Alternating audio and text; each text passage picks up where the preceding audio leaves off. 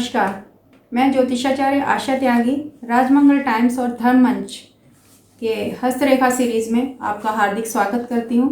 हमारी पिछली वीडियोस में आपने देखा कि मैंने आपको अंगूठा, हमारी तर्जनी, मध्यमा, अनामिका और जो हमारे कनिष्ठा फिंगर है इनके बारे में अलग अलग विस्तार से बताया था।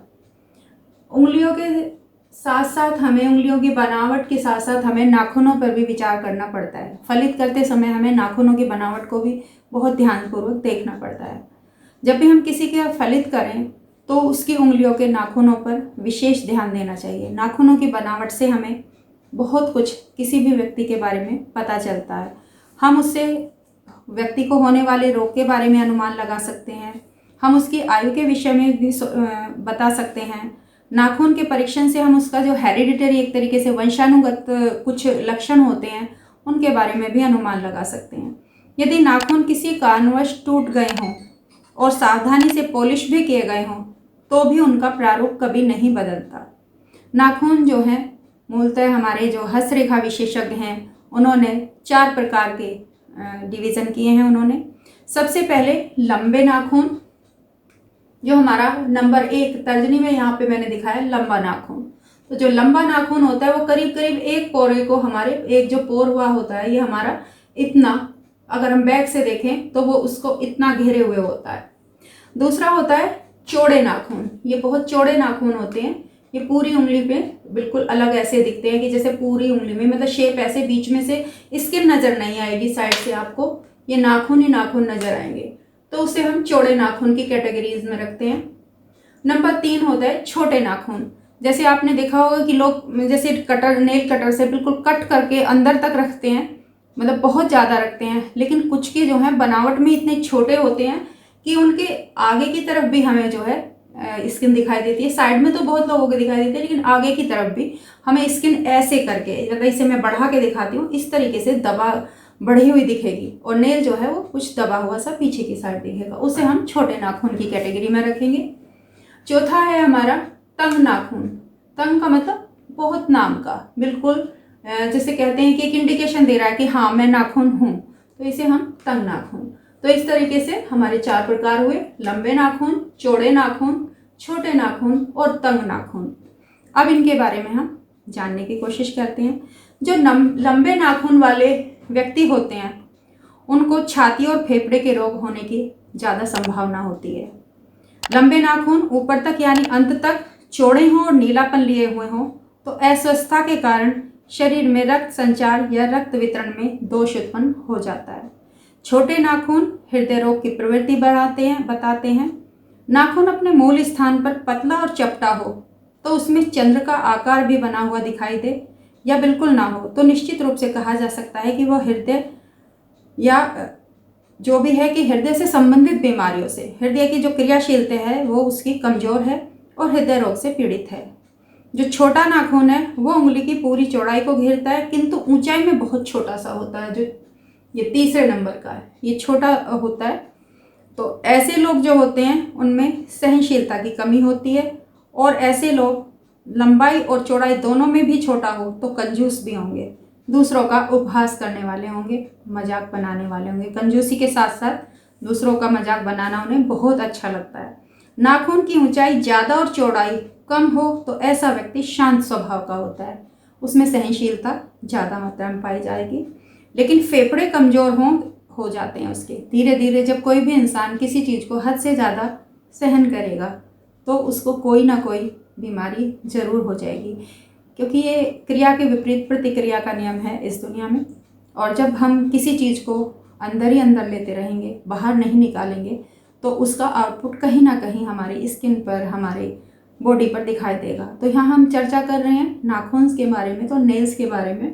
तो हमें नेल्स से फलित करना है या नेल्स के बारे में जानना है कि कैसे किसी इंसान के बारे में हम देखें कि वो इंसान कैसा है। तो अगर कोई बहुत ज़्यादा सहनशील है उसे लंग्स की बीमारी, फेफड़ों की बीमारी अक्सर देखने में पाई गई है। नाखून की चौड़ाई बहुत कम हो लेकिन ऊंचाई पूरी हो तो ऐसे व्यक्ति मन ही मन घुटने वाले होते हैं। मतलब चौड़ाई तो ज़्यादा हो लेकिन जो उसकी लंबाई है वो थोड़ी सी कम हो। तो ऐसे लोग जो होते हैं तिगड़म ही होते हैं लेकिन मन ही मन तो घुटते हैं, तिगड़म लगाते हैं, वो सामने आके किसी पे ना वार करते हैं, ना सामने आके वो अपना पूरा आउटपुट देते हैं। और सबसे अच्छी बात है कि हम हस्तरेखा में एक मैजिक क्यों ढूंढते हैं कि किसी की कुंडली हम मांगेंगे तो कोई पूछेगा क्यों, लेकिन अगर हम उसके शारीरिक परीक्षण में ही ये चीज़ देख सकें तो कितना अच्छा होगा, और हम उसको बता सकते हैं कि ये इंसान का व्यक्तित्व ऐसा है। अब हम यहाँ नाखूनों की जो जड़ होती है, तो जो जड़ होती है यहाँ पे अक्सर एक इस तरीके का, शायद आपको दिखे या नहीं, यहाँ पे एक अर्धचंद्रकार, ये थोड़ा लाइट शेड का होता है, आधा मून सा बना हुआ होता है यहाँ पे, इस तरीके से ये वो हर एक नेल में बना होगा, चाहे वो छोटा हो, चाहे वो चपटा हो, चाहे वो बड़ा हो, किसी भी साइज का हो, उसमें इस तरीके का एक आकार बना हुआ होता है। तो व्यक्ति का स्वास्थ्य अच्छा रहता है, उसे हम कह सकते हैं कि ये व्यक्ति हेल्थी है। जो नेल का अग्रभाग है वो पिंक कलर का होगा, ये थोड़ा सा लाइट शेड का होगा, वाइटिश होगा, जो ये मून शेप मैंने इसमें बना के बताया 3 फिंगर्स में, तो उसका जो स्वास्थ्य है वो बहुत अच्छा होगा। गुलाबी रंग का चमकीला और पर्याप्त लंबा व चौड़ा नाखून होने के साथ साथ नाखून मध्यमा से, मतलब जो बीच का हमारा वो है उसे टीवी स्क्रीन की तरह थोड़ा सा उभरा हुआ हो, जस्ट लाइक दिस, कि बीच में से उभरा हुआ हो और साइड से वो थोड़ा सा इस तरीके से ढलवा बना हुआ हो, तो ऐसे व्यक्ति मानसिक और शारीरिक रूप से स्वस्थ माने जाते हैं। तो जो नाखूनों की बनावट है उसके आधार पर किसी भी व्यक्ति के सेहत के बारे में, किसी भी व्यक्ति के व्यक्तित्व के बारे में जानना बिल्कुल जादुई लगता है हमको। दूसरा आता है कि नाखून का रंग। नाखून के रंग अगर पिंकिश हों, रेड से लेके पिंक के बीच का जो हल्का सा होता है, लाइट पिंकिश, तो स्वास्थ्य जो है उत्तम होता है। लेकिन उदार प्रवृत्ति के लोग होते हैं, वो लोग स्वास्थ्य के साथ साथ उनकी नेचर भी इसी तरीके से होती है, मनमौजी, खुश मिजाज। लाल रंग के नाखून व्यक्ति में अधिक शारीरिक शक्ति, उनका मंगल कहीं ना कहीं हमारा पीड़ित होता है, जिस कारण से ब्लड का जो हमारे उसमें है सर्कुलेशन वो हद से ज़्यादा होता है। थोड़ी थोड़ी सी बात पे अगर वो तमतमा जाए, तो बात पे तो वो तब तमतमाएंगे, लेकिन नेल में हम बिना तमतमाए भी ये चीज़ देख सकते हैं, उसमें सुर्खी नज़र आएगी हमको। क्रोध और अहिंसा की जानकारी वो लोग मतलब देते हैं। सफ़ेद नाखून व्यक्ति में अहम भाव में अधिकता और उतावलापन दर्शाते हैं। जो सफ़ेद रंग के नाखून होंगे उसमें अहम भाव बहुत ज़्यादा होगा, अहंकारी, मतलब हर चीज़ को वो ईगो से जोड़ने वाला होगा। पीले रंग के जो नाखून होते हैं वो पीलिया रोगी होना और जिगर की कमजोरी बताता है। पुराने टाइम में इतनी जांच नहीं होती थी, इतनी मेडिकल रिपोर्ट्स कहाँ करा पाते थे लोग, पैथोलॉजी लैब कहाँ थी, तो सिर्फ नाखूनों का ही परीक्षण करके डॉक्टर बता देता था कि आपको जो है जॉन्डिस हुआ है। घर परिवार में भी देख के कि अरे तेरे अंदर तो लग रहा है कि पीलिया के लक्षण है। तो जो पीले रंग के नाखून होते हैं उनमें खून की कमी होती है, जिगर की बीमारियां होती हैं, ये लीवर से रिलेटेड होता है पीलिया, तो इसलिए जो है उनको पीलिया जो है बहुत जल्दी होने की संभावना रहती है। वैसे भी डाइजेस्टिव सिस्टम उनका कमज़ोर ही पाया जाता है। दूसरा, नीले रंग के नाखून कुछ लोगों में होते हैं, नीले कम ही पाए जाते हैं, लेकिन अगर कुछ ब्लूइश शेड हमको नज़र आ रहा है तो ऐसे व्यक्ति के शरीर में ऑक्सीजन की कमी होगी। ऑक्सीजन की कमी होगी, अस्थमैटिक होगा। अस्थमैटिक क्यों होगा? लंग्स काम नहीं कर रहे हैं।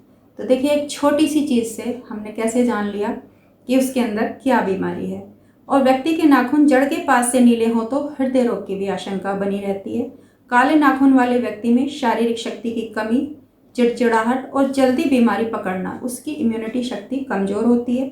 नाखून का कोई भी रंग हो, यदि उसमें चमक बनी रहती है तो हानि कम होती है, रिकवरी हो जाती है। गोल नाखून वाले व्यक्ति मित्रता का कर्तव्य निभाते हैं। चौरस नाखून व्यक्ति की व्यवहार कुशलता बताते हैं। पंखाकार नाखून वाले व्यक्ति आलोचक और शक करने वाले होते हैं। स्पष्ट सतह वाले नाखून जिन व्यक्तियों के होते हैं वो दबंग स्वभाव के होते हैं। नाखून पर काले धब्बे असफलता और अस्वस्थता की स्थिति को बताते हैं। नाखून पर आड़ी धारियाँ और छोटे गड्ढे व्यक्ति में ब्लड प्रेशर का रोग बताते हैं। नाखून पर खड़ी धारियाँ स्नायु मंडल की कमजोरी और व्यक्ति के अंदर तनाव की स्थिति को बताती हैं। वास्तव में नाखून बहुत अधिक महत्व रखते हैं, इसलिए हस्तरेखा अध्ययन में नाखून के सारे तथ्य दिमाग में हमें संतुलन के साथ रखते हुए प्रेडिक्शन देनी चाहिए। तो ये था हस्तरेखा में नाखून के जरिए हमें कैसे जानना है कि कोई व्यक्ति किस बीमारी का शिकार हो सकता है। नमस्कार, अगली वीडियो में फिर मिलते हैं।